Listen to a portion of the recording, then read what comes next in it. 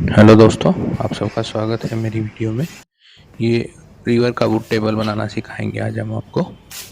सबसे पहले हमें एक एमडीएफ लेना है, एक सेलो टेप लेनी है और एमडीएफ को उसी साइज़ में काटना है जिस साइज़ का आपको टेबल बनाना है।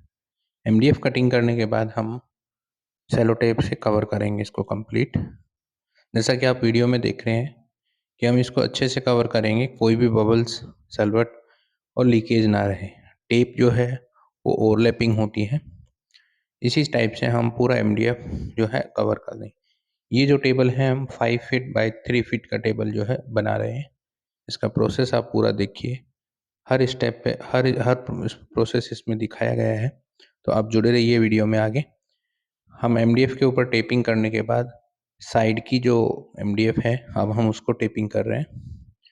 साइड की टेपिंग करने के बाद हम हैमर और नेल्स की हेल्प से बॉर्डर लगाएंगे इस पे।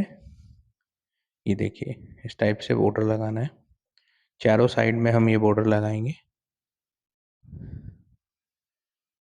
बॉर्डर लगाने के बाद हम इसमें ये श्योर करेंगे कि कहीं से भी लीकेज ना हो। अगर आपको कहीं से लीकेज का चांसेस लगता है तो आप उसमें टेप कर सकते हो ताकि रेजिन लीक ना हो। ये प्रोसेस कंप्लीट करने के बाद हम रेजिन और हार्डनर मिक्स करेंगे। 2 से 4 मिनट मिक्स करने के बाद हम रेजिन और हार्डनर को हम पोर करेंगे। अब इसमें पूरा पोर करने के बाद हम थोड़ा सा वेट करते हैं और इसमें हम वुड रखेंगे। अभी दोस्तों इसमें हमने 2:1 हार्डनर और रेजिन लिया है। हार्डनर की जो क्वांटिटी थी वो 200 ग्राम है एंड रेजिन की जो क्वांटिटी है वो 400 ग्राम है। सो टोटल 600 ग्राम जो हमने रेजिन है वो मिक्स किया है। अभी जो प्रोसेस होगा हम उसको वुड सीलिंग प्रोसेस बोलते हैं, जिसमें जो वुड इसमें हम रखेंगे वो कम्प्लीटली हम सील करेंगे। दोस्तों आपको ग्लव्स का यूज़ करना है, बिना ग्लव्स के रेजिन का जो काम है वो आप ना कीजिए, क्योंकि आपकी स्किन जो है सेंसिटिव हो सकती है, रेशेज हो सकते हैं। तो ये हेल्थ के लिए भी थोड़ा सा आपको ध्यान रखना है। तो पोरिंग के बाद अब हम आपको नेक्स्ट प्रोसेस में वुड की इसमें प्लेसमेंट सिखाएंगे, वुड कैसे प्लेस करना है। तो उसके लिए हम इसको पहले रेजिन को पूरे मोल्ड में स्प्रेड करना है हमें इसको। कोई भी ऐसा पार्ट जो है मोल्ड का ऐसा ना रहे जहाँ पे रेजिन का टचअप ना आए। हल्का हल्का सा हमें पूरे में पोर कर देना है। हाथ से आपको स्प्रेड करना है ग्लव्स यूज़ करके। बिना ग्लव्स आप इसको स्प्रेड ना कीजिएगा, या फिर आप ब्रश का भी यूज़ कर सकते हो। ब्रश से भी यही काम आप कर सकते हो। इसको कंप्लीट स्प्रेड करने के बाद हम जो कॉर्नर्स होते हैं इसके, उस पर अपना हाथ जो है वो वाइप कर लेंगे, ताकि जो भी रेजिन है वो कंप्लीट उसी में आपका हो जाए। इसके बाद हम वुड की प्लेसमेंट करेंगे इसमें।